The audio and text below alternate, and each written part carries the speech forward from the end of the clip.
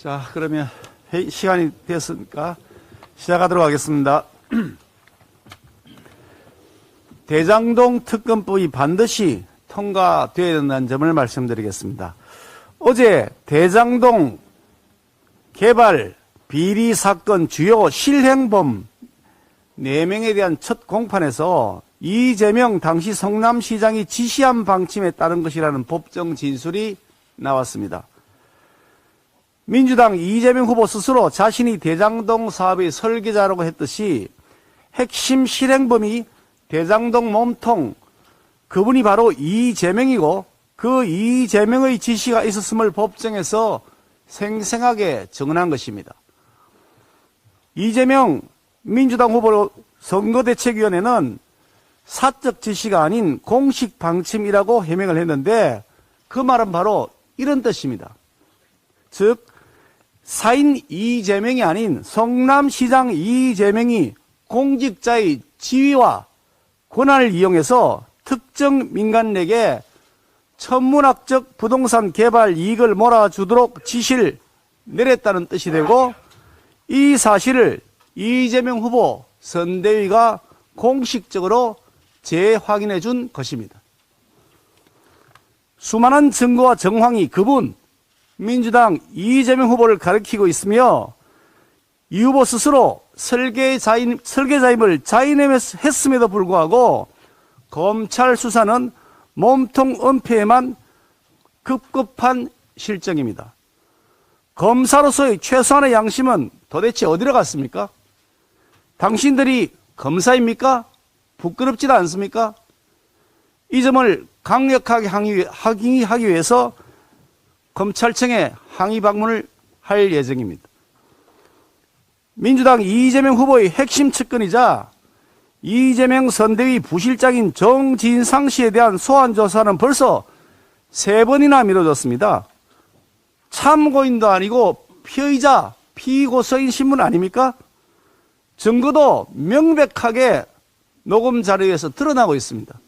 공소시효는 불과 한 달도 채 남지 않았다고 합니다. 언제까지 봐주게 할 겁니까? 대장동 관계자 2명이 스스로 목숨을 끊는 비극적 현실 앞에서 정진상 씨는 개인 일정 운운, 선거 일정 운운하면서 배짱 튕기고 있다고 합니다. 믿는 구석이 있지 않고서야 검찰 수사를 이렇게 조롱하고 국민을 기만하는 오만 방잠을 부릴 수가 있겠습니까? 그 믿는 구석이 누구인지는 국민들 누구도 충분히 잘 알고 계십니다. 핵심 측근 1명 소환 조사도 안 하고 못하는 것도 아니고 안 하고 눈치 보기에만 급급한 검찰이 대장동 몸통을 밝힐 수 있다고 믿는 국민은 없습니다. 체포영장 제도는 왜 뒀습니까? 더 이상 지체할 것 없이 특검법을 처리해야 마땅합니다. 그동안 민주당은 특검에 자신 있다고 하면서도 우리 당의 특검법 협상을 위한 원내대표 회동에 응하지 않았던 것은 물론이고 원내대표 간 끝장 토론도 아직 성사되지 않았습니다. 오늘이라도 당장 끝장 토론을 합시다. 어제 법사위 전체 회의가 열렸지만 민주당이 또 이 특검법 법안의 상정을 반대해서 불발되었습니다. 민주당은 가짜에 불과한 짝퉁 특검하자면서 국민을 우롱하기까지 하고 있습니다. 짝퉁 특검 가지고 몸통 은폐하는 것을 정당화하겠다는 것 아닙니까?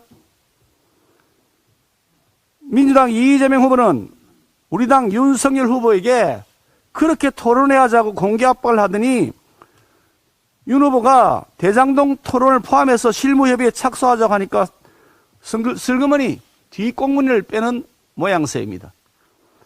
언제까지 이런 꼼수로 진실을 덮을 수 있다고 생각하는 것인지 도대체 국민이 두렵지 않은지 묻고 싶습니다. 2달만 잘 버티면 되겠다는 생각이라면 일찌감치 꿈 깨시기 바랍니다. 우리 국민의힘은 진실의 힘을 믿는 국민들과 함께 대장동 특검법을 반드시 통과시키고 대장동 몸통에 대하여 끝까지 법적, 정치적 책임을 물어나갈 것입니다. 공수처장에 관해서 말씀드리겠습니다. 공수처의 불법 사찰 참으로 점입가경입니다.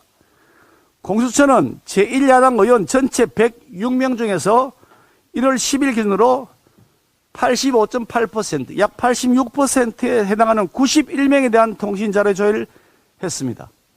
그것도 모자라서 윤석열 후보 팬클럽 회원인 50대 주부, 정치평론가 등 민간인에 대한 전방위적 사찰을 했습니다.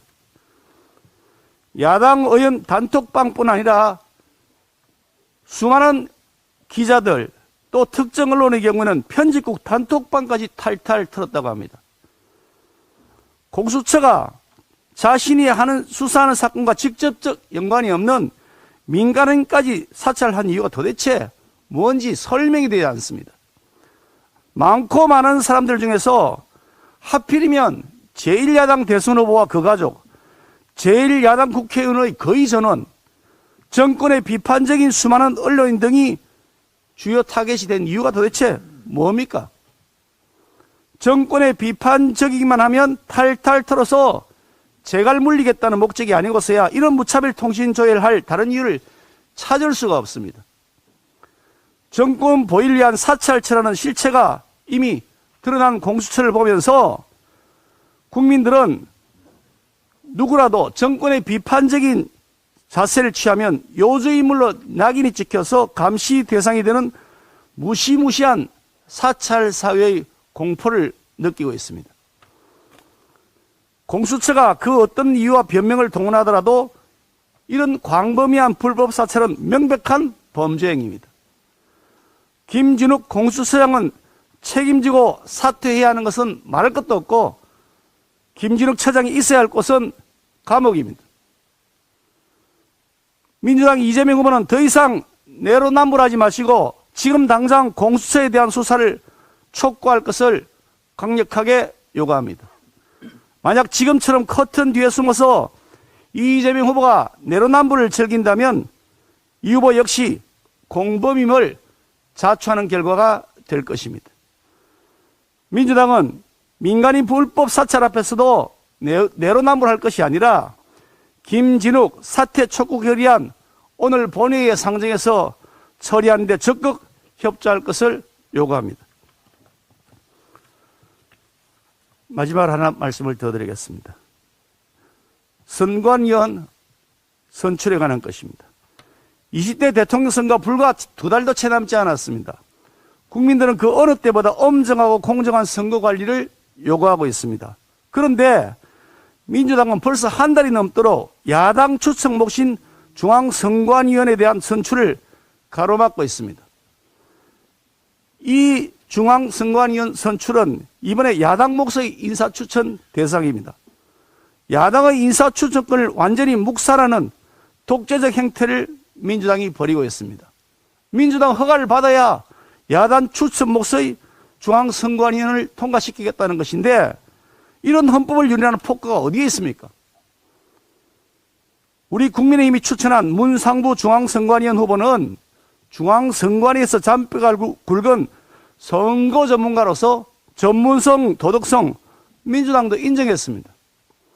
그런데도 민주당이 목리를 부르는 것은 중앙선관위에 야당 추천 인사가 한 명도 들어가지 못하게 원천 봉쇄함으로써 중앙선관위를 민주당이 완전히 장악해서 편파적 선거 관리를 하겠다는 사악한 의도로 해석될 수밖에 없습니다.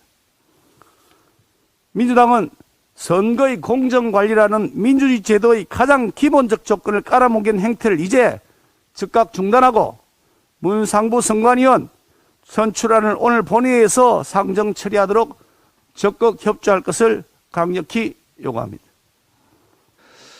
어제 법정에서 대장동 사태 핵심 연루자들 바로 증언이 있었습니다.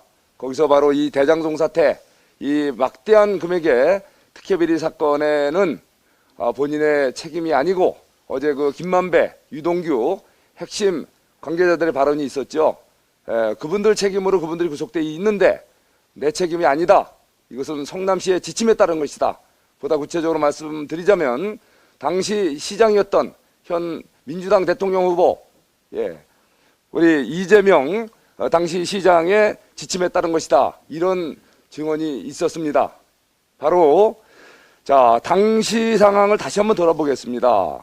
대장동 개발 사업은 땅 짓고 헤엄치기 사업은 전혀 아니다. 이러한 것이 다시 굳이 말하자면 하이리스크 하이리턴 사업이다.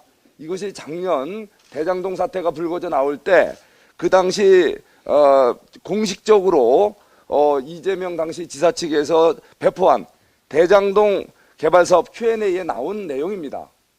분명히 대장동 개발 사업은 보장이 안 되는 하이리스크 하이리턴 사업이다. 그러더니 나중에 또 며칠 후에 이런 말씀을 또 하셨어요. 저는 노스트라다무스가 아니어서 수년 후 집값이 오를지 내릴지 몰랐다. 이제 집값이 오른 현실에 대해서 이렇게 모호한 말씀을 하셨어요. 그런데 중간에 또 무슨 말씀을 하셨냐? 당시 이거는 작년에 이런 말씀인데 2018년 SNS에서 보면은 이런 말씀을 하셨어요.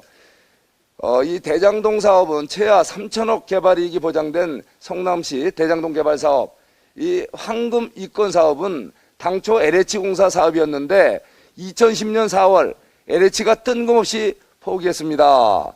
이 내용을 보면 이미 이재명 당시 시장님은 이것이 굉장히 황금알을 낳는 사업이라는 그런 기본 인식을 갖고 있었다는 거죠.